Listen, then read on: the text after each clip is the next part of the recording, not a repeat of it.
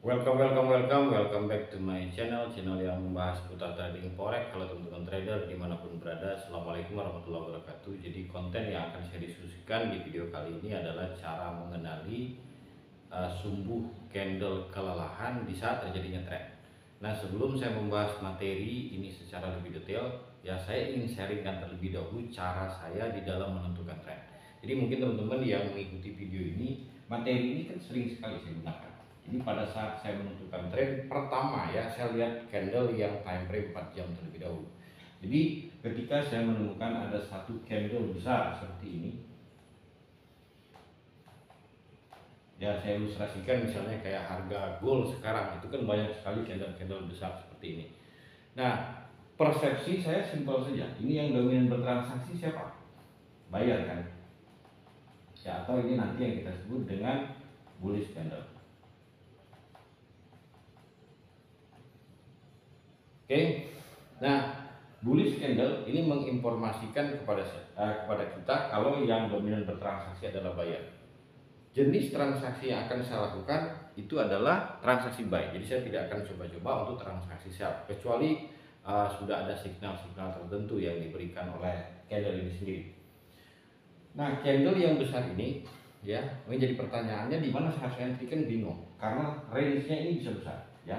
Satu candle 4 jam bisa saja range-nya itu plus minus bisa 50 poin seperti yang terjadi semalam, ya. Satu candle itu berfluktuasinya 30 sampai 50 poin. Karena itu untuk mencari key level saya pecah menjadi time frame yang lebih kecil. Nah, ini saya gunakan misalnya M30, ya. Syarat minimal trend, ya, kan harus ada 4 harga, ya. Jadi pertama ada harga low, ada harga high, terus dia membentuk high low, selanjutnya dia membentuk high. Oke. Nah, di dalam menentukan key level itu ada beberapa metode yang biasa saya gunakan. Pertama, ya, kita menentukan bosnya dulu, break of structure, ya. Jadi ini tadinya resisten, sekarang berubah menjadi support. Oke. Ini akan menjadi key levelnya untuk entry buy, ya. Dan di bawah ini area stop lossnya. Jadi kita ekspektasi harganya turun ke sini, terus dia melanjutkan kenaikan. Yaitu metode yang pertama. Ya, metode yang kedua, ya biasanya saya menggunakan Fibonacci retracement, ya.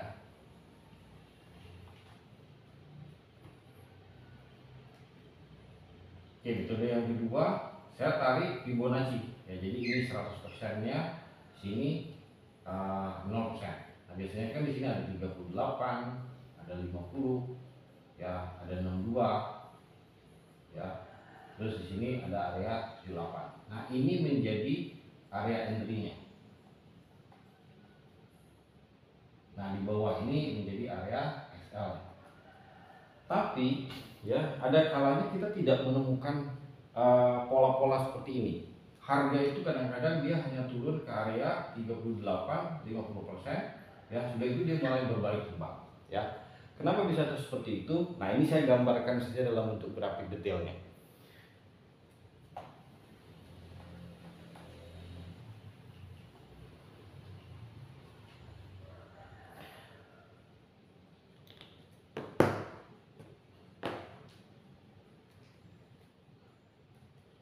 Oke teman-teman trader, ya, ini satu candle besar, maksudnya candle yang 4 jam ini saya gambarkan dalam bentuk candle yang lebih kecil. Dalam hal ini adalah M30, ya.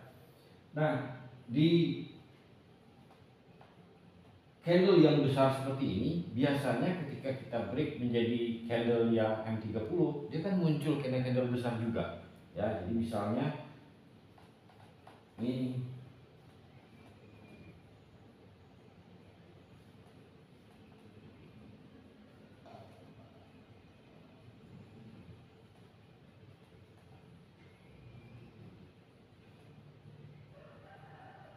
biasanya dia muncul candle besar seperti ini. Di candle ini menginformasikan kepada kita memang adanya strong buyer yang membentuk trend. Jadi kalau kita lihat dari syarat minimal dari sebuah trend,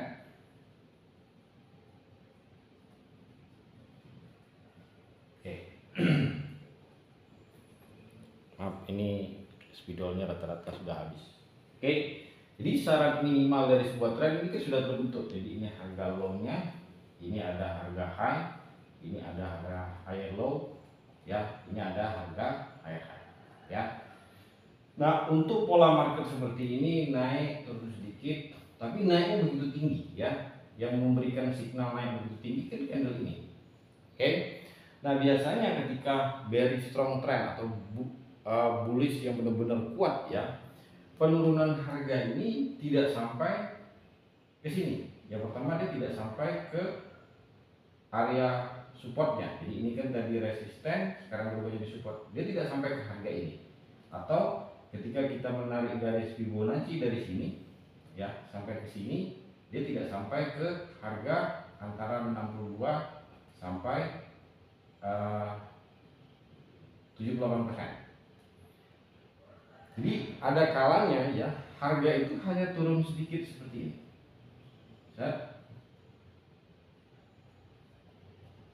Nah, setelah itu dia malah terbang tinggi, ya. Jadi area support tidak sampai, area golden ratio juga tidak sampai.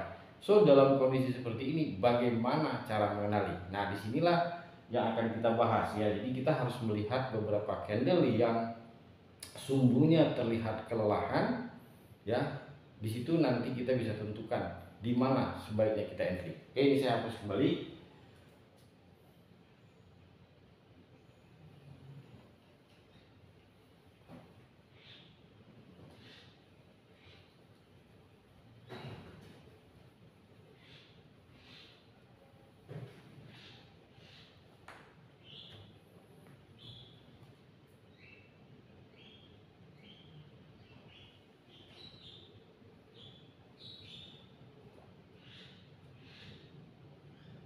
Ini low, ini high low, ya.